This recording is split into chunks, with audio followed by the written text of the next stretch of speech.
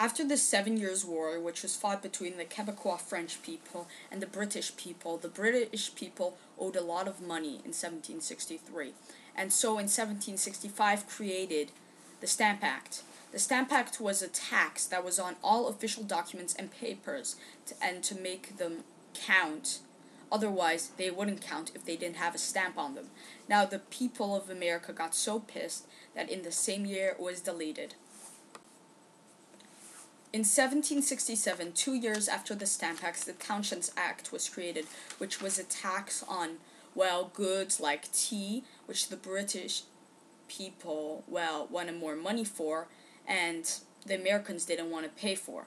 Now, the problem with the Townshends Act was that the Americans didn't want to pay for it, mainly because, it was quite a bit of money, and secondly, the money went to British places, and it was used for the British government and not the American government in their home country. So basically, lots of people protested. On March 5, 1770, a few colonists in Boston pissed off some British soldiers which were stationed there, and a fistfight broke. Well, that fistfight became bigger and bigger and bigger, and a few colonists died. This is known as the Boston Massacre. In 1773, the Stamp Act, in the same year of 1770, basically, the British people deleted the Townshends Act because lots and lots of colonists got mad. But in 1773, they created a tea tax, which put taxes on tea. Now, unlike, the usual tax, this tax basically made the merchants pay a bit more, and basically meant there was no tax for the colonists. So it wasn't exactly a tax. Now, the problem with the merchants was they were losing money, and so they basically rallied lots of colonists together who were also still pissed that the British people were still earning money, except now from the merchants, and they did the Boston Tea Party, in which the Sons of Liberty basically rallied together, dressed up as Mohawk Indians, and went on to British ships, and threw out 15,000 pounds of tea into the Boston Harbor.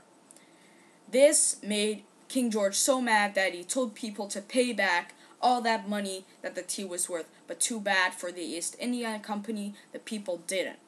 So, King George created the Intolerable Acts. That's what the colonists called it. In 1774, King George created the Intolerable Acts, one of them being the closing of the Boston Harbor, which was bad for trade, and another one, and there's a few more, being the Quartering Act, which made sure British soldiers could come in into a random person's house in America, just live there for as long as they wanted, which is until British troops went back to Britain, and eat all their food. Now, the problem with this was it cost the American families quite a bit of money, and it made them really, really mad. On April 18, 1775, Paul Revere ran into Concord saying the British were coming, because 700 British men were coming. Now, this was wonderful that the Americans knew, because by the time the British people got there, a line of Minutemen, being American soldiers, had lined up with the weapons, which the British had come to seize, and they shot the British down. All 700 British soldiers died, and this made King George really pissed and was kind of the start of the war. On the 4th of July, 1776, the Declaration of Independence was signed. I've skipped the Battle of Bunker Hill, since that's kind of minor, even though it is a battle, but just telling you, the Declaration of Independence, you should read it yourself if you want to get specifics, but Thomas Jefferson is stating all the things that King George III did wrong. Now, he is always referring to King George III, the Majesty, as he, which would have been very disrespectful and would have gotten you kicked in jail if you were in Great Britain, which is another bad thing. But basically he stated all the bad things King George did in the course of human independence, blah blah blah, and that's basically how America declared independence and was the start of a war. Another important part of the American Revolution is the Saratoga Campaign. The Saratoga Campaign, as you will, 1 second, see from the sheet here, was a campaign in which, well, the British were supposed to move down from Canada, and with General Burgoyne, and General Howe, as you can see here, was supposed to move in from New York and go up to Saratoga. Now the problem with this and go up to Saratoga. Now the problem with this strategy though was that although Burgoyne and his 7,000 men went all through the woods and went up to Saratoga, well, Howe didn't keep his part of the deal and instead thought, ooh, I can defeat General Washington by myself and the Continental Army in Philadelphia. Now the problem with this was that General Burgoyne didn't know this, and basically when he went all the way down to Saratoga in New York, where they had planned to close in and then go for Boston, well, he only had 7,000 troops and the Americans outnumbered him and killed all his men there. Now, this was a major turning point for the Americans, considering that the French now were interested in the American war since it was their revenge for the French of Indian War, which the British people had won.